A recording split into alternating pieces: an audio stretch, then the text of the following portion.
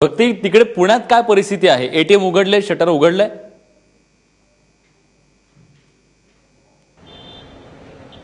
विलास, खरं तर गेले जवळजवळ अर्धा ते पाऊण तास डेक्कनच्या परिसरामध्ये आम्ही फिरतो आहोत, जेणेकरून एखादं तरी एटीएम आपल्याला उघडलेलं दिसेल का हे पाहायला. पण प्रत्यक्षात मात्र सगळीकडेच शटर्स जे आहेत ते डाऊन असलेले पाहायला मिळतात. खरं तर डेक्कन हा पुण्यामधला अतिशय मध्यवर्ती असा भाग आहे, ज्या भागामध्ये bank of Maharashtra, HDFC bank, Saraswat bank असे अनेक मोठ्या मोठ्या बँकांच्या ब्रांचेस आहेत. त्यांची एटीएम आहेत ब्रांचेसच्या बरोबरीनच, पण कुठेही एटीएमची शटर्स जी आहेत ती उघडलेली पाहायला मिळत नाहीयेत.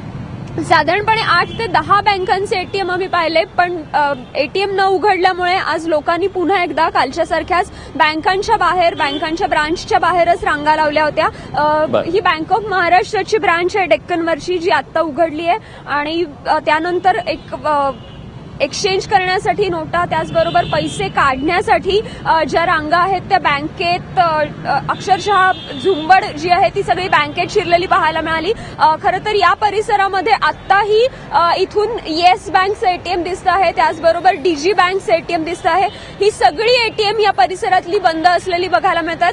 खरं तर कालपर्यंत लोक अतिशय शांतपणे या सगळ्या परिस्थितीला हाताळत होते, कारण काही नाही म्हटलं तरी सुद्धा आपल्याच या सगळ्यातून कुठेतरी फायदा होणार आहे अशी लोकांची भावना होती. आणि त्यामुळे आम्ही अजून एक दिवस ऍडजस्ट करू, पण उद्या लवकरात लवकर एटीएम उघडावीत आणि आम्हाला थोडे तरी का होईना पण पैसे मिळावेत, असं जे एकूण होतं ते लोकांकडून बोललं जात होतं. पण आज अजून सुद्धा एटीएम उघडलेली नाहीयेत आणि त्यामुळे पुण्यासारख्या शहरामध्ये ही परिस्थिती असेल तर इतर छोट्या शहरांमध्ये किंवा छोट्या गावांमध्ये काय परिस्थिती असेल याचा एक विचार आपण करू शकतो. विलास, धन्यवाद भक्ती, तुम्ही दिलेल्या सगळ्या सविस्तर माहितीबद्दल.